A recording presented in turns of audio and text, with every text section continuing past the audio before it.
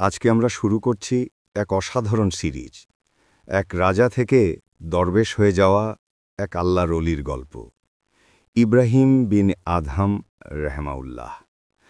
তার সুফি হয়ে ওঠার ঘটনা সুফি লোককাহিনীতে একটি জনপ্রিয় কাহিনী। তিনি রাজকুমার হওয়া সত্ত্বেও নিজের রাজত্ব ত্যাগ করে সুফি সাধকের জীবন বেছে নেন। সুফি সাহিত্যে ইব্রাহিম বলখের অসংখ্য ন্যায়পরায়ণ কাজের বর্ণনা পাওয়া যায় এবং তার নিরহংকার জীবনধারা, যা তার পূর্ববর্তী বলখের রাজার জীবনধারার সাথে সম্পূর্ণ ভিন্ন ছিল। ইব্রাহিম ইবনে আদহাম ৭৩০ খ্রিস্টাব্দে বলখের আরব সম্প্রদায় রাজপরিবারে জন্মগ্রহণ করেন। তিনি ছিলেন বলক অঞ্চলের এক মহা শক্তিশালী বাদশাহ। লোকজন তার নাম শুনলেই সম্মান করত, আর দূর দূরান্তে তার ন্যায় বিচারের কথা ছড়িয়েছিল। রাজা ইব্রাহিমের প্রাসাদ ছিল অত্যন্ত বিশাল। উঁচু প্রাচীর, বিস্তৃত বাগান, ঝর্ণাধারা, বহু সৈন্য আর রাজকীয় শোভা। দেখলে মনে হতো এ যেন দুনিয়ার সব আরাম এক জায়গায় জড়ো হয়ে আছে। তিনি ধনী ছিলেন, ক্ষমতাবান ছিলেন, তার রাজ্যে শান্তি ছিল, মানুষ তাকে সম্মান করত। তিনি যখন রথে চড়ে বাইরে বের হতেন, তখন দৃশ্যটা ছিল সত্যিই রাজকীয়। রথের সামনে থাকত ৪০ জন অশ্বারোহী, সোনালি সাজে সজ্জিত ঘোড়ায় চড়া সাহসী সৈন্যরা, আর রথের পেছনে থাকত আরও ৪০ জন পদাতিক সৈন্য, সুশৃঙ্খলভাবে রাজাকে পাহারা দিত। কিন্তু এই সমস্ত সম্পদ, ক্ষমতা, সম্মান থাকা সত্ত্বেও ইব্রাহিম রাজা নিজের ভেতরে এক ধরনের শূন্যতা অনুভব করতেন। যেন কিছু একটা নেই, যা থাকলে তার হৃদয় পূর্ণ হতো। বাদশাহ ইব্রাহিম ইবনে আদহাম একদিন পার্শ্ববর্তী জঙ্গলে শিকারে গিয়েছিলেন। সেই সময় এক দাসী রাজপ্রাসাদে তার শয়নকক্ষে এসে দেখল বাদশাহের স্ত্রীও সেখানে নেই। চারদিকে রাজকীয় সাজসজ্জা, মূল্যবান আসবাবপত্র, সুগন্ধ ছড়ানো নরম বিছানা, এই সব কিছু দেখে সে মুগ্ধ হয়ে গেল। ধীরে ধীরে তার মনে লোভ জন্মাল, আর তার মনে লোভ জন্মাল, একবার যদি এই বিছানায় শুয়ে দেখি। নিজের দাসীর পরিচয় ভুলে খুব সতর্কভাবে সে রাজবিছানায় শুয়ে পড়ল। কিছু সময়ের মধ্যে সে ঘুমিয়েও গেল। এদিকে বাদশাহের লোকেরা ঘরে এসে দেখল এক দাসী রাজবিছানায় গভীর ঘুমে। তারা হতভম্ব হয়ে গেল। বাদশাহ শিকার শেষে ফিরে এলেন। লোকেরা তাকে ঘটনাটু জানালে তিনি প্রচণ্ড রেগে গেলেন। রাগে লগ্নিশর্মা হয়ে বললেন, ওকে ৫০টি বেত্রাঘাত করা হোক। আদেশ সঙ্গে সঙ্গেই কার্যকর করা হল। এরপর বাদশাহ দাসীকে জিজ্ঞেস করলেন, হে মেয়ে, তুমি তোমার কাজের জন্য নিশ্চয়ই খুব অনুতপ্ত, তাই না? দাসী মাথা নিচু করে বলল, হ্যাঁ মহামান্য বাদশাহ, কিন্তু আমি আমার জন্য যতটা দুঃখ পাচ্ছি, আপনার জন্য তার চেয়েও বেশি দুঃখ পাচ্ছি। বাদশাহ বিস্মিত হয়ে বললেন, আমার জন্য কেন দুঃখ পাচ্ছ? দাসী বলল, আমি তো মাত্র কিছুক্ষণ আপনার বিছানায় শুয়েছিলাম, আর তার জন্য ৫০টি বেত্রাঘাত সহ্য করতে হল। আপনি তো বছরের পর বছর সেই বিছানায় শুয়েছেন, তাহলে আল্লাহর দরবারে আপনার হিসাব তো আমার চেয়েও কঠিন হবে। এই কথা শুনে বাদশাহ ইব্রাহিম আদহামের হৃদয় কেঁপে উঠল। এ যেন বিনা বেখে বজ্রপাত। তার চেহারা মুহূর্তেই বদলে গেল। তিনি গভীরভাবে চিন্তা করতে লাগলেন।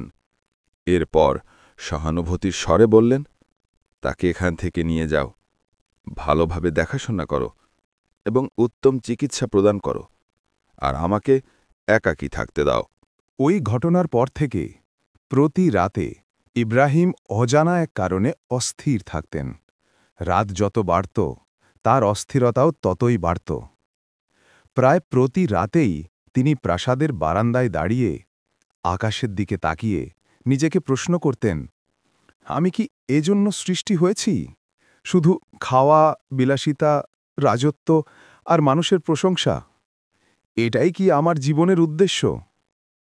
এই প্রশ্নগুলো তাকে ঘুমাতে দিত না, তার মনকে অশান্ত করে তুলত। বাদশাহীর আমলে এক রাতে ইব্রাহিম বিন আদহাম পলঙ্কে বিশ্রাম নিচ্ছিলেন। হঠাৎ তিনি প্রাসাদের ছাদের দিক থেকে এক অদ্ভুত শব্দ শুনতে পেলেন। তিনি সঙ্গে সঙ্গে উঠে দাঁড়ালেন এবং দ্রুত ছাদের দিকে চলে গেলেন। ছাদে উঠে তিনি বিস্ময়ে থমকে দাঁড়ালেন।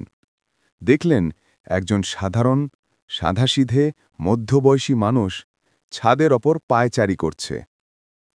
ইব্রাহিম আদম অবাক হয়ে জিজ্ঞেস করলেন, তুমি কে? এখানে কি করছো? লোকটি শান্ত স্বরে বলল, জাহাপনা, আমার উঁটটি হারিয়ে গেছে, ওটাই খুঁজতে এসেছি। ইব্রাহিম রাগ মেশানো বিস্ময়ে বললেন, ওরে মূর্খ, কেউ কি ছাদের উপর উট খোঁজে? উটের কি পাখা আছে নাকি? উট উড়ে এসে আমার ছাদে বসবে? উট এখানে কিভাবে আসবে?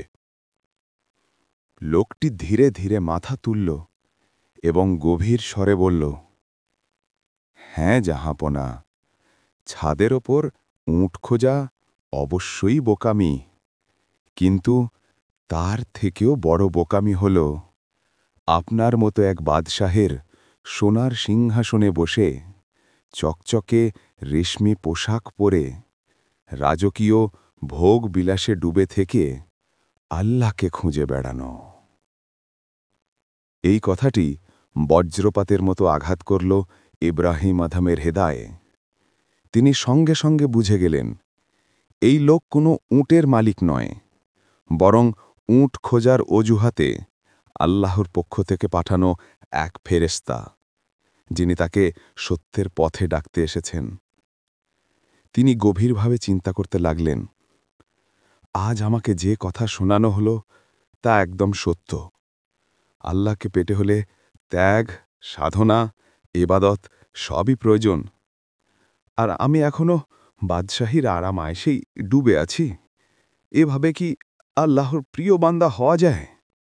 সেই রাতের অদ্ভুত ঘটনাটি ইব্রাহিম বিন আদমের মনে খুব গভীর ছাপ ফেলল। তিনি বুঝলেন, আল্লাহ তাকে সত্যিই কিছু বোঝাতে চাইছেন। মন তার অশান্ত হয়ে উঠল, উদ্বেগ আর অনুশোচনার আগুন ভেতরে জ্বলে উঠল। সারা রাত তিনি ঘুমাতে পারলেন না। বিভিন্ন চিন্তা তাকে ব্যাকুল করে তুলল। রাতটা কেটেছে পূর্ণ অস্থিরতায়। আজকের পর্ব এখানেই শেষ। ইব্রাহিম বিন আদমের হৃদয় যে আলো জ্বলে উঠল, এই পরিবর্তন তাকে কোথায় নিয়ে যাবে? কী সিদ্ধান্ত নেবেন তিনি? তা জানতে হলে দেখুন পরবর্তী পর্ব।